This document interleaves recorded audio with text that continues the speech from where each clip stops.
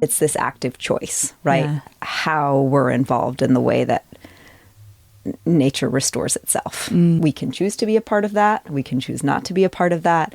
And the real choice is about us. Yes, it's about nature in the short term, but really it's mostly about us and the way that we will or will not have a future with the way that the earth continues to change. Hi everyone, and welcome to Season 2 of the Grateful Podcast. My name's Michelle Grant, your host, and I'm so happy to have you here as we continue on our journey to explore how we can build more sustainable food systems, communities, and lives. Gathering the wisdom of thinkers and doers to help each of us understand the big challenges, decide how we want to shape solutions, and explore what leading change on our own terms might look like. In today's episode, I'm chatting with the amazing Clara Rowe, who is the CEO of a new organization called Restor. You can think of Restor like Google Maps, but for nature. So it aims to massively scale up our efforts to restore ecosystems globally, and in the process to tackle the challenges of climate change and biodiversity loss. So Clara recently started as a CEO tasked with building up Restor, and she came to Switzerland to do that via a number of different countries. She actually grew up in Costa Rica, went on to study at the Yale School of Environment, and then worked in Latin America for over 10 years with the Earthworm Foundation. So Clara recently moved from Mexico to Zurich, Switzerland to join forces with the Crowther Lab at ETH Zurich and to bring Restor to life. Clara and I were actually introduced by a colleague we have in common, and he told us that we must meet each other. We have so much in common. And after our first chat, I completely understood why and had so many more questions for her that I thought the second time we meet, I'd bring you along with us so you could join our conversation. I chatted to Clara just before the global launch of Restor, which happened very recently. And since the launch, they've already connected 75,000 restoration sites around the world. And were actually named as a finalist in the Earthshot Prize. This was established by the Royal Foundation of the Duke and Duchess of Cambridge to really incentivize change and help repair our planet in the next 10 years. So I was super happy to chat with Clara before she headed off to shake William and Kate's hand at the Earthshot Prize ceremony and to learn more about her journey to restore. I was wondering if you could describe the work you do as if you were talking to a child to help us understand a little bit what the potential impact is and how you're doing it. I love that question.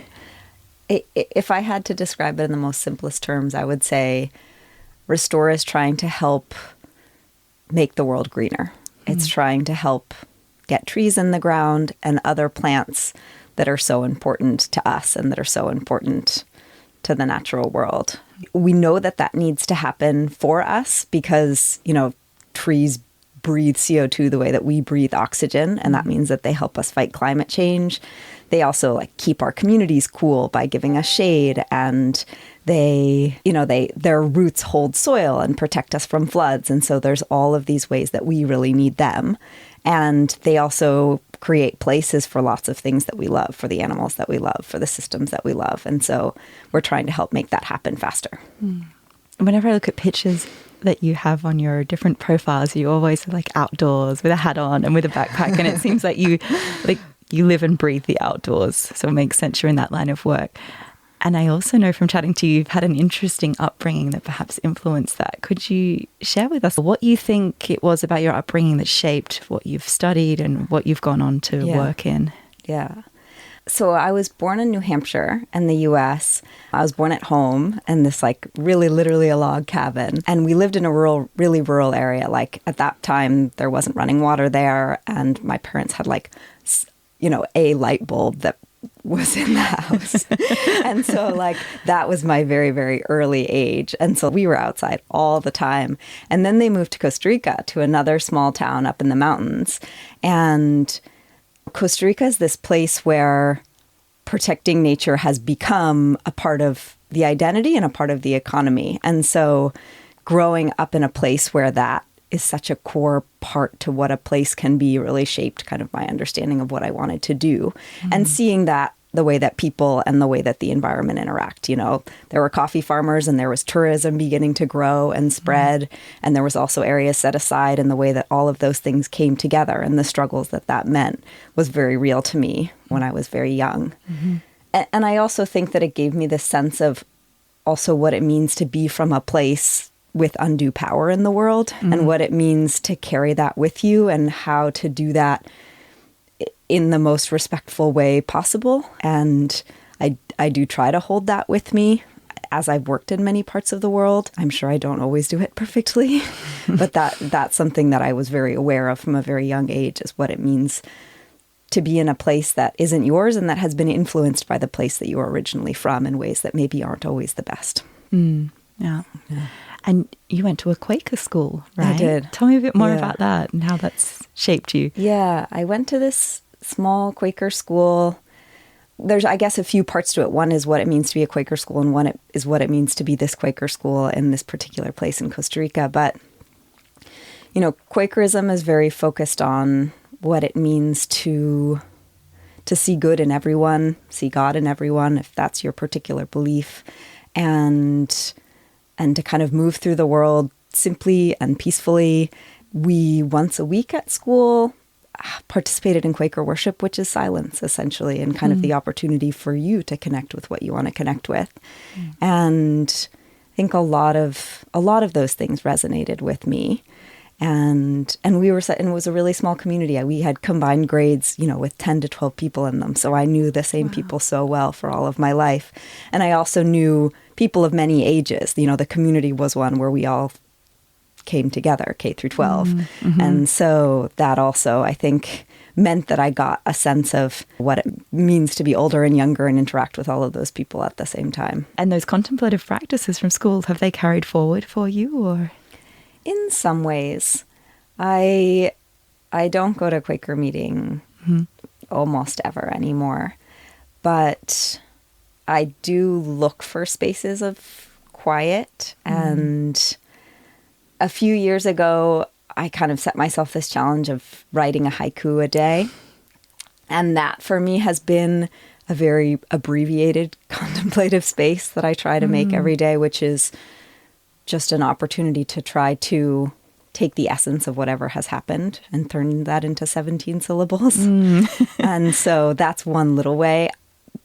Being outside for me is a big one. Yeah. But I always crave it more. Yeah. So we were connected through Scott, who was the founder of Forest Trust and our Earthworm Foundation. And I actually wrote to him and said we were chatting today. Oh, good. And are there any questions I should ask you? And he was like, firstly, she's awesome, a real change maker.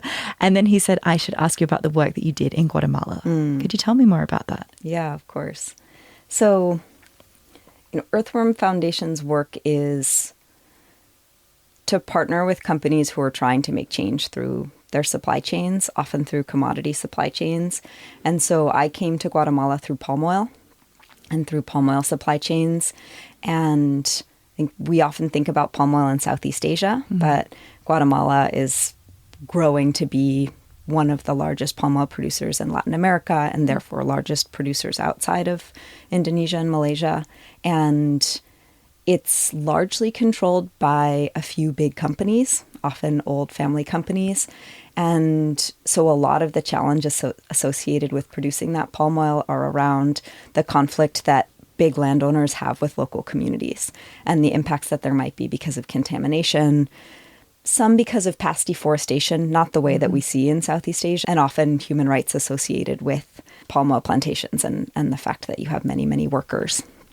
And so my work there was really about trying to create the space for change in the way that companies were interacting with communities, for change in the way that companies were treating their workers, and doing that through the leverage of international supply chains who were asking for change, but doing that in a context where there was a lot of polarization between local NGOs, civil society, the companies that are working there, and the communities themselves. And so getting down into knowing the people, forming relationships, opening up that space for change through a combination of the pressure that they're feeling, but also hearing and listening to their problems and then figuring out what does it mean to actually change how things are being done. So I could spend an hour talking about it. It was an incredible experience to really sit with such a range of different people who have such different perspective about what's good and what they should do and what's possible in this part of the world. Yeah. What was the most moving or fulfilling impact for you that came out of it? There are really tangible things like we watched worker housing go from being 1.5 square meters per person to being 3 square meters per person, from having, no drinking water in the field all day and there being serious dehydration issues to there being clean, potable water throughout the plantation. So some, very concrete things there. And then less tangible things where we saw company owners who actually started to listen to workers and get worker complaints and do something about them and start to think differently about the role that they could play and the role that they should play. And it's slow and it's not perfect, but it's pretty incredible to see what can happen patiently over time. Yeah. And what do you think was critical to that in bringing all of these diverse actors with really different positions together? What do you think was key to actually help them move forward towards a common goal? I think one is being able to kind of live in gray spaces, live in the in-between, and come into situations without judgment. So even if you may have an opinion about how things should work out, being willing to sit with what it is that each group is bringing to the table. Helping people see things through the same eyes often means like going to the field all together, all of those different people, and having a shared understanding of what happens, joint fact finding in some way that you're able to work with from there. Yeah. And then you went to Mexico, right? And then I went to Mexico. Okay. And what brought you then from Mexico to Switzerland to set up Restor? Yeah. So a number of years ago, I went to graduate school with the now founder of Restor, Tom Crowther. So we were at the Yale Forestry School together, and actually the paper that counted all the trees on Earth, the Trillion Trees paper, was something that was born out of that time at Yale, and a whole group of friends collaborated on it, even though Tom was the lead author on that and kind of the key driver of that idea. And so we had that history, and then last year, Tom called me up at some point and said, I'm starting this thing, and here's the idea, and would you want to come lead it? And so I mulled it over, and I came and I visited, and I ultimately decided that it was a great challenge. And that actually I had seen this not shift, but perhaps expansion in the way that the companies we were working with at Earthworm Foundation were thinking about their impacts. So it used to be I'm focused on protecting forests, right? No deforestation and protecting human rights. And then with a shifting climate focus, there was this, how do I become carbon neutral? How do I actually restore supply chains to be carbon sinks rather than emitters? And so I saw this kind of opportunity to think about that from a different perspective and to kind of help accelerate what it means to have restoration at scale through supply chains or in other places from a different perspective. And so that felt like a really exciting kind of challenge to take on. Very cool. And we find ourselves at the start of the UN decade for ecosystem restoration. That's right. So tell me a bit more about how Restor plays a role in that and how you hope to jointly contribute to both climate change and biodiversity conservation. Yeah. Restor had a beta launch at the beginning of the UN decade of ecosystem restoration. So we really are kind of trying to help build on that momentum. And I think momentum is a big piece of it. Restoration could, in theory, contribute up to 30% of drawing down current emissions, which is huge. But that means doing it at scale. And so Restor is really being built to be able to enable and accelerate that restoration and to help it happen at scale, right? It's this digital platform that hosts lots of ecological information that helps you understand what restoration can happen. It helps you monitor it over time, helps you connect with other people doing restoration. And it's really centered on the individual or group on the ground doing that work and how we can be as useful as possible to those people doing that work. And we see that as a kind of bottom-up solution to scale. And it's funny to say bottom-up when we're a tech company, right? And when in many ways we're taking this big global perspective and providing global data. But the way that we're trying to build the tool that we have is really focused on serving needs on the ground. So we hope we can bridge that gap in a way that helps ecosystem restoration happen more quickly and more effectively. Very nice. So imagine that I'm a small NGO in Costa Rica or a group here in Switzerland and we want to start a forest restoration project. Yeah. How do we interact with Restor? How does it help us? Yeah. So Restor, depending on where you are in your project development, what you already know may be useful to you for different reasons. But let's say that you really know nothing yet about the particular area that you're interested in restoring. You can go on to Restor. If you know your GPS coordinates or you can simply identify it visually, you can draw a shape around that area that matches what you would like to restore. And the platform will tell you what species of trees and other plants could occur there naturally. It's going to give you a sense of how much carbon is in the soil now and how much there could be if it was restored. A whole suite of other things. You can look at elevation and temperature and precipitation. So that gives you a starting point to think about what you might want to do to restore. It also gives you some satellite imagery to say, okay, this is where I am today, but I'll be able to track change over time and I'll be able to see that change. I'll be able to share that change with others. I might be able to share that with a funder and show that my impact is really working. And then it taps you into this network of all the other people who are doing this kind of work around the world. So you can search for any other project in Costa Rica or any other project in the same biome type that you are in. And you can reach out, you can contact them, you can share lessons learned, you can ask for advice. Okay. And so, again, depending on what you're looking for, a different range of things that Restor might be able to support you with. Very nice. And let's say I'm not running a project, but I'm just an everyday citizen concerned with these topics. Does it support me in any way to work out how I can make a contribution? Yes, and we hope to do that more over time.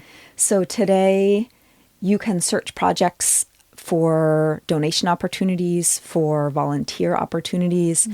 If you are lucky enough to have a backyard, you could also think at that scale, you know, what might I put in my backyard that's native, that might support local biodiversity and be a little part of that. And what I hope in the future is that it is also able to help you visualize the other ways that you have impact on the way that land is managed that you might not be thinking about, right? So the coffee that you're drinking in the morning, where is that coming from? Is that shade-grown coffee that has trees in there? Is that coffee that is out in the sun and is actually not contributing to local biodiversity from a connectivity perspective? Same for everything that you eat, everything that you do. And so as we build out, we really want to help people get a bigger understanding and therefore take action around the way that they're having an impact on land.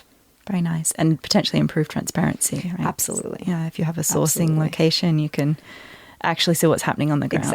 Exactly. And there are ways now that you can do that if you choose. So there are coffee shops in Zurich that have heard about Restor and have said, actually, you know, I'm single source. I know where my farmers are in Ethiopia. I'd like to put that on Restor and show the agroforestry work that I'm doing.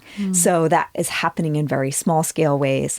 And then we'd love to help accelerate that so it just becomes easier and easier and easier to see. Very cool.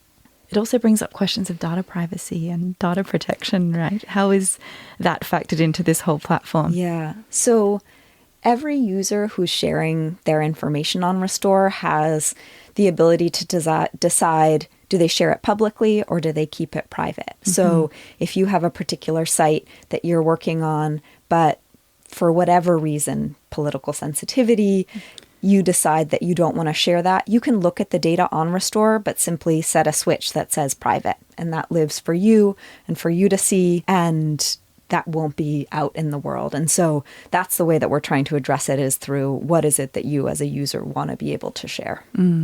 But the basis is an open data concept, or? It is. I mean, all of the information that we're providing on the platform today is open to anyone. The information that you share about your work, that's where you have the ability to decide, does the world see it or not?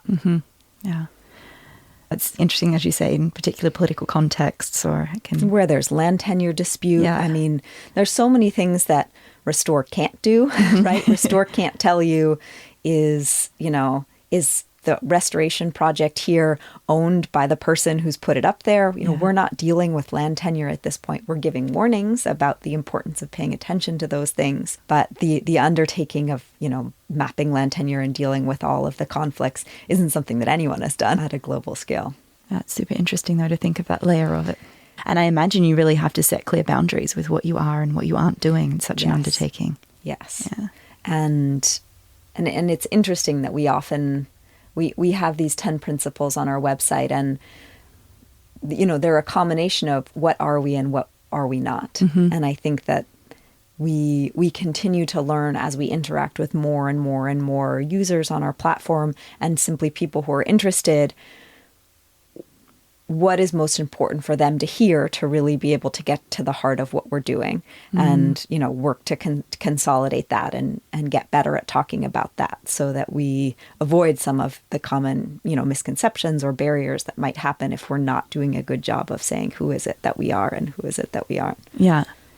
Which makes me think about this topic of communication generally. And I was watching the TED talk of Tom Crowther, who's the founder of Restor, and in it he, with quite some vulnerability, talks about some mistakes he made early on, particularly around this 1 trillion trees initiative. Yeah. And he said, I made some naive and stupid mistakes in communication. Could you tell me more about what happened there and what everybody's learned from it in terms of communicating what you do? Yeah. So I mentioned the 3 trillion trees from a number of years ago, and that was an attempt to understand how many trees on Earth there were. And from there, Tom's lab went on in partnership with other scientific institutions to try to estimate how many trees there could be in degraded land. And that's where that 1 trillion number came from. And that, turned into so many pledges around the world to say, well, if this is how many there could be, let's do it. But the messaging and the concern around the messaging was planting trees versus natural regeneration, number one. Concern about getting trees in the right places, making sure that, trees aren't getting planted on wetlands, right? And that's not the right place to do reforestation. And so, there was this beautiful, simple message, which is that we have this ability to do a huge amount of forest restoration around the world, and look at all of the trees that we could bring here and look at the carbon impact that could have. That simplicity opened itself up to the criticism of, again, right trees in the right places, avoiding monocultures, not destroying other important habitats at the expense of trees. And so that blew up into what I think is ultimately a really positive conversation, which is, well, how do we do it right?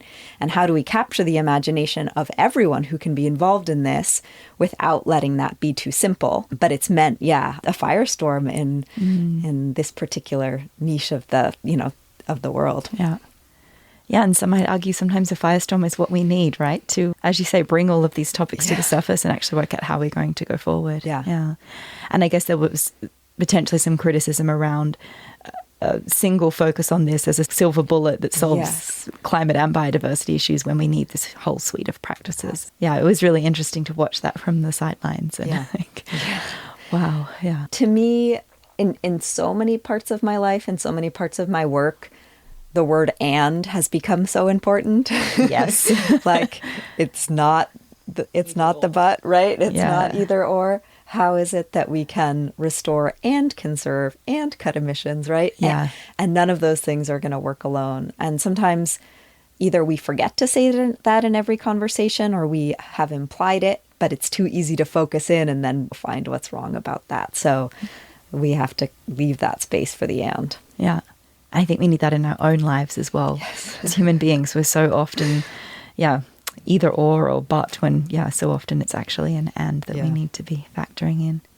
I'm interested to learn a bit more about your journey as well. This is the first time you run an organization. It is. And set something up.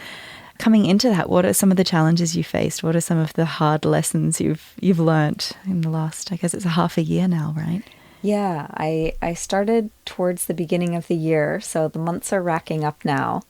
I think one of the very first challenges that it actually took me a while to articulate is what it means to come in to lead something when the idea was from someone else, right? And of course, I know Tom really well, and so we're able to dig into that quickly and easily. But it's taken me time to get up to speed enough on the kernel of the idea to be a good co-creator and then a good leader of the future direction. And it's meant building in a lot of unstructured time together, right? I kind of think about the traditional startup where friends were sitting around in a coffee shop and like kicking around an idea for a few years before it actually started. And that wasn't quite the order of things here. And so that has been perhaps naively an unexpected challenge for me, but you know, a good one to have to figure out what it means to own this idea myself so that I am a part of really building what the vision is going to be moving forward. I'm learning how to maneuver a board and a board that was kind of pulled together and still needs to grow and still needs to be strengthened. I'm learning how it is that I can balance what I need help with and all of the people who want to help me and how it is that I can choose that and ask for help at the right times and the right ways and be vulnerable enough to really take advantage of that help. And I have a mentor from my past work who I've gone to often and, you know, realize once you have that relationship, you know how to kind of work through problems with someone. It totally changes the game. And so kind of rebuilding that in a new context from a new role has been a challenge. Yeah, interesting. And I can imagine all of that. I mean, it's an ambitious project. It is. On its own. And I can just imagine it, not only that, but also moving into a new context, it could feel overwhelming at times. So what has helped you manage the overwhelm and navigate this ambitious project in a new place? Yeah. I know I don't get it right all the time. No one does. You know, being outside, exercising is always a big one for me. Taking time to write, to reflect when I can. Finding those people that I can be vulnerable with and making sure that I don't hold all of that in is really important. Being patient with myself. Yeah, I continue to kind of search for all of those things and I think bring them all together. Some of them work at different times. Yeah. Is there any challenges that you feel you've faced in the last, 10 years of your career that you feel related to gender, to being a woman leader in a conservation space? Not necessarily in the conservation space specifically, but I certainly have found myself in situations where conservation intersects with other parts of the work that I do, where I am one of a very few women, conservation and ag in Latin America, for example, conservation and tech with Restor. And it just means that it can be a bit lonely, and I might feel or need to prove myself a bit more. I think my biggest hope is that there are more of us in those spaces and in those intersecting spaces, because I think it's, good for those spaces. I think it will be an important part of change, and I think it will make it less lonely as well. What do you think we need to bring more women to these spaces? Oh, God. There's so many structural things to support women working and to support men not working, and to culturally make both of those things okay. Yeah, those are the foundations, and many, many other things on top of it. But yeah, you were talking before about how important it is for you to spend time in nature, and you also spend your life exploring restoration and regeneration in nature. What has that taught you about these topics in your own life? What nature can teach us to influence how we live and lead? It's slow, it's diverse, just the way we can't only plant trees. There's not one thing that will regenerate us, There are forests and wetlands and grasslands, and all of those things are important. And we can plant trees, and we can simply fence off areas and watch them grow. And that diversity in the way that restoration and regeneration happens, I think, is a big lesson to me. And the scale of it, knowing that setting things aside and giving them time, giving myself time, that will result in regeneration. But there are things I can do to make it happen faster, right? And there's things that we can do to make restoration happen faster, to create those enabling conditions. What are those things for you specifically? I think for me, they are, I mean, we've talked about them a bit, but, going out and taking a walk, taking out my camera and looking at the red kites, the raptors that are right by my house, and taking a moment to really focus in on those, spending time with people that I like and playing games and laughing and like remembering what it's like to just completely let go of the weight of some of the work that we do. And yeah, making sure that there are many parts of my life that give me meaning, not just my work. I think that's a massive one. Yeah. It's hard. It's very hard, especially when you do care about your work, right?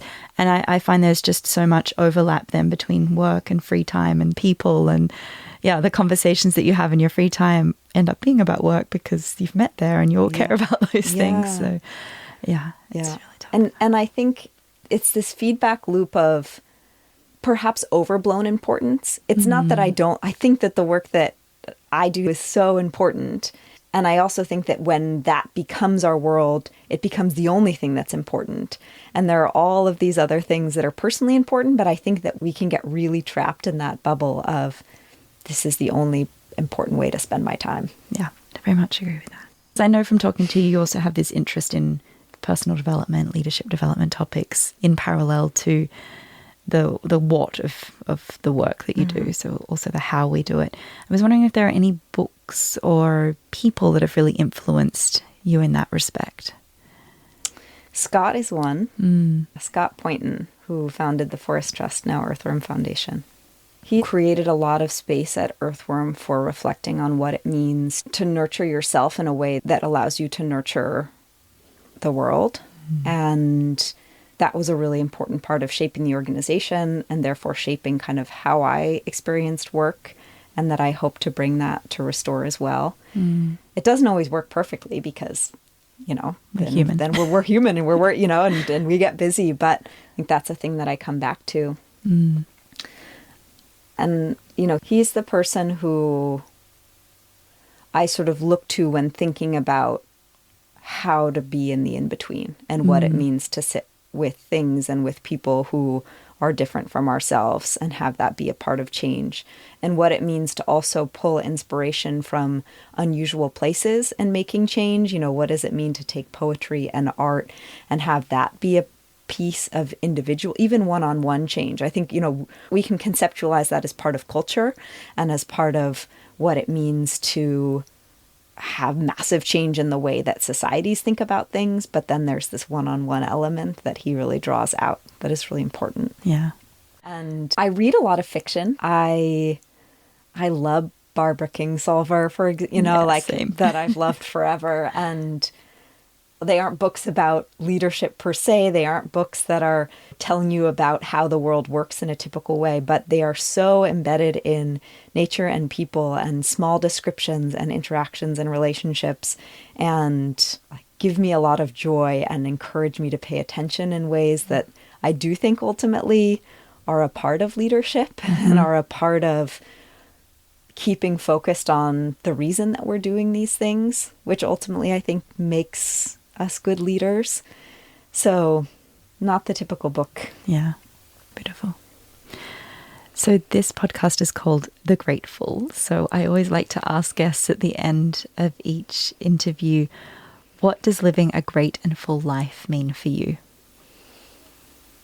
Finding the space to be present and to be able to love the things and the people that bring us joy, and to be able to take that and give it back to those people, to the world. Yeah, lots of little things seem to be actually the most important part of it all. Yeah, absolutely. Lovely. Is there anything I haven't asked you that you would like to talk about?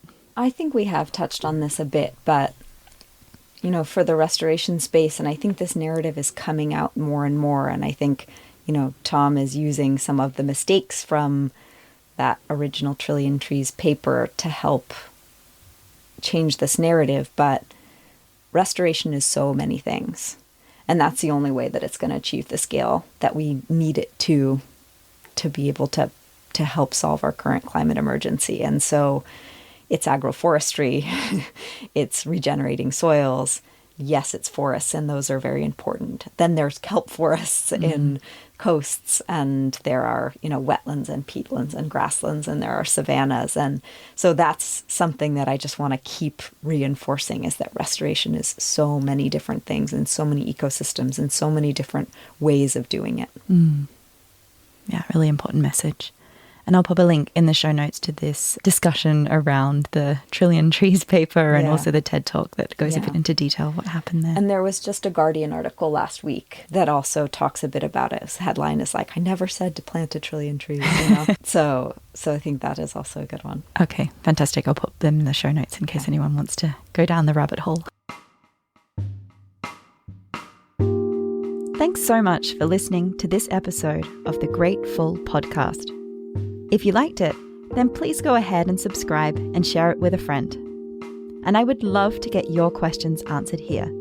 So if there's something that you would like answered or explored on this podcast, just send me an email to podcast@thegrateful.com and I'll do my very best to get your questions answered here on the show. Music in this episode came from Blue Dot Sessions.